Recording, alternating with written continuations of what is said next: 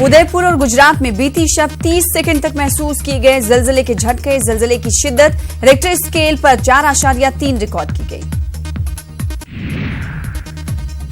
केरला में Nipah virus की दस्तक। पुणे में वाक़ नेशनल इंस्टीट्यूट ने जांच में नीपा वायरस होने की तस्दीक कर दी। मुल्क भर में खतरे के बादल के तौर पर ताबीर किया। मध्य प्रदेश के वजीर आला कमलनाथ आज करेंगे दिल्ली का दौरा। राहुल गांधी से करेंगे मुलाकात। मध्य प्रदेश में सियासी उलटफेर पर हो सकता है तबादले ख्याल। मंदसौर में फायरिंग की आज तीसरी बरसी। 6 जून 2017 को किसान एहतजाज के दौरान किसानों पर चलाई गई थी गोलियां। 6 किसानों को हुई थी मौत।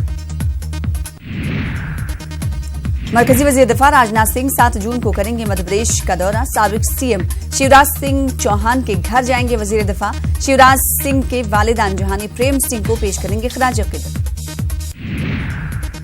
राजस्थान हुकूमत का बड़ा फैसला। गुज़िश्ता हुकूमत के सड़क प्रोजेक्ट होंगे रद्द। आवाम के हिसाब से बनेगी सड़क।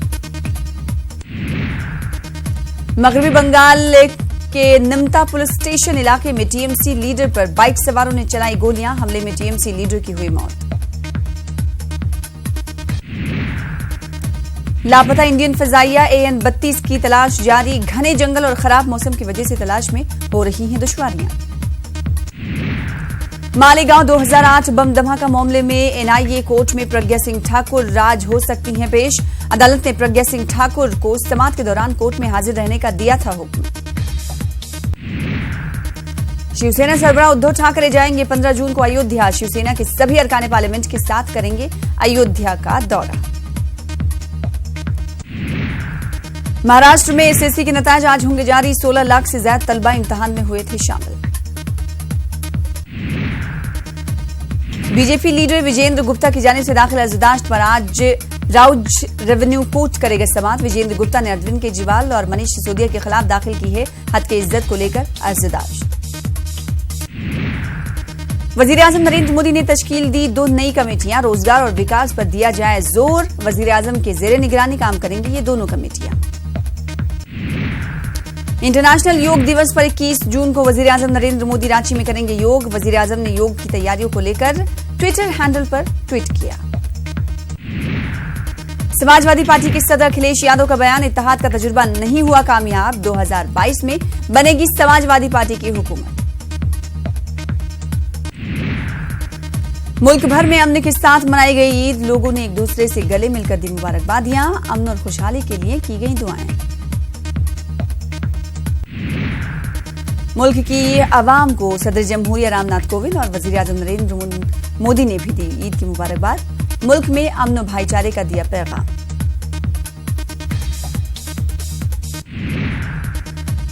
मरकजी वजीर मुख्तार अब्बास नकवी के घर ईद मिलन के लिए मरकजी वजीर दिफा राजनाथ सिंह पहुंचे। ईद की खुशियों में शामिल हुए।